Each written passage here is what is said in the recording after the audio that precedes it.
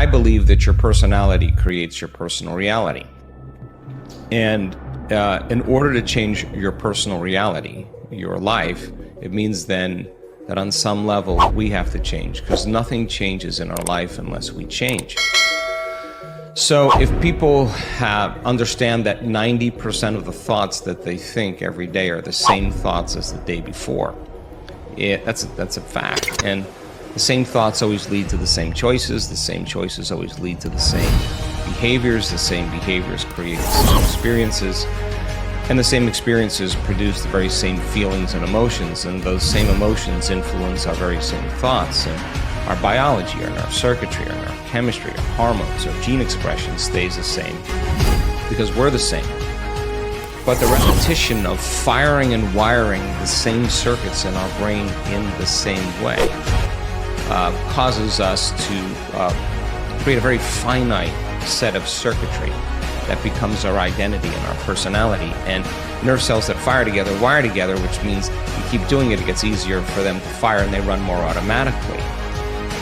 So it turns out 95% of who we are by our midlife is a set of memorized behaviors, unconscious habits, hardwired thoughts and attitudes, conditioned emotions that are so familiar to us that it doesn't even feel like fear, or it doesn't feel like sadness. It's just who we are. It usually takes crisis or trauma or disease or diagnosis or the lowest point in your life where you're knocked to your knees. And for that moment, you actually have a view of yourself outside of yourself. You can see yourself from a different state. The facade, the whole illusion is over. And that's when a person really begins to think about what they've been thinking about. They begin to notice how they speak or how they act. And I think they begin to pay attention to those feelings on a more regular and conscious basis. And the word meditation, I looked this up because when I started my journey, I'm very scientifically minded. The word meditation, the symbol means to become familiar with. So then the first step to change, if you wanted to create a new life, you have to change. To change your personal reality, you have to change your personality. And the first step is consciousness or becoming aware. So then ask yourself, what beliefs and perceptions about you and your life have you been unconsciously agreeing to that you'd have to change in order to create this new state of being? This is a question that requires some thought because, as I said, with many of these beliefs, we aren't even aware that we believe them. Often, we accept certain cues from our environment that then prime us to accept certain beliefs, which may or may not be true. Either way, the moment we accept the belief, it has an effect not only on our performance, but also on the choices we make. In the study about the women taking the math test who first read fake research reports about men being better than women in math, those who'd read that the advantage was due to genetics scored lower than those who'd read that the advantage was due to stereotyping. Although both reports were false, men are no better at math than women. The women in the group who'd read that they had a genetic disadvantage believed what they'd read and then scored lower. It was the same with the white men who were told that Asians score slightly better than whites on a test they were about to take. In both cases, when the students were primed to unconsciously believe they wouldn't score as well, they in fact didn't, even though what they were told was totally false. With this in mind, take a look at this list of some common limiting beliefs and see which ones you may be harboring without being fully aware that you're doing so. I'm not good at math. I'm shy. I'm short-tempered. I'm not smart or creative. I'm a lot like my parents. Men shouldn't cry or be vulnerable. I can't find a partner. Women are lesser than men. My race or culture is superior. Life is serious. Life is difficult and no one cares. I'm never going to be a success. I have to work hard to make it in life. Nothing good ever happens to me. I'm not a lucky person. Things never go my way. I never have enough time. It's someone else's responsibility to make me happy.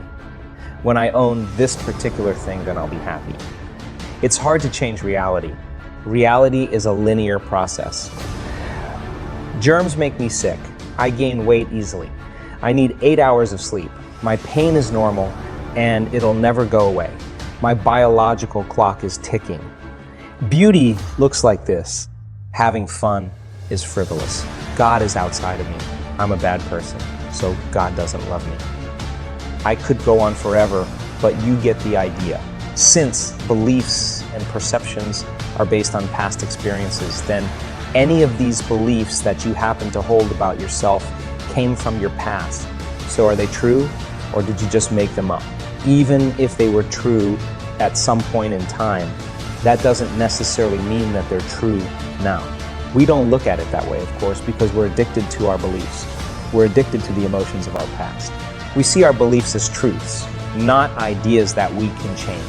If we have very strong beliefs about something, evidence to the contrary could be sitting right in front of us, but we may not see it because what we perceive is entirely different. We've in fact conditioned ourselves to believe all sorts of things that aren't necessarily true, and many of these things are having a negative impact on our health and happiness.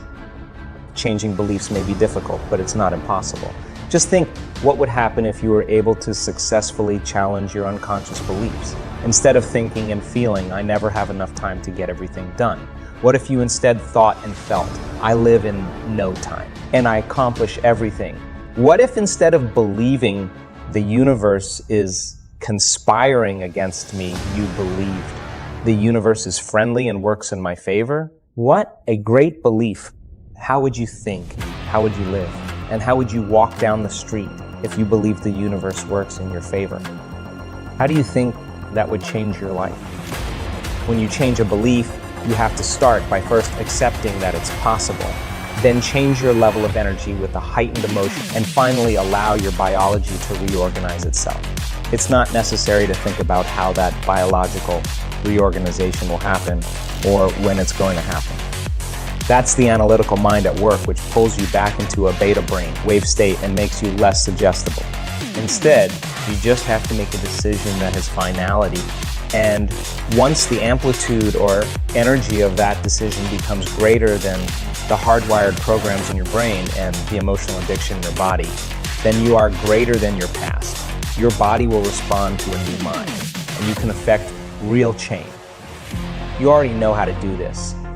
Think about a time in your past when you made up your mind to change something about yourself or your life. If you recall, a moment came when you probably said to yourself, I don't care how I feel. It doesn't matter what's going on in my life, and I'm not concerned how long it will take. I'm going to do this. Instantly, you got goosebumps. That's because you moved into an altered state of being. The moment you felt that energy, you were sending your body new information. You felt inspired and you came out of your familiar resting state. That's because by thought alone, your body moved from living in the same past to living a new future. In reality, your body was no longer the mind. You were the mind. You were changing a belief. Because the moment you step out from doing the same thing and making a different choice, there's going to be some discomfort. Because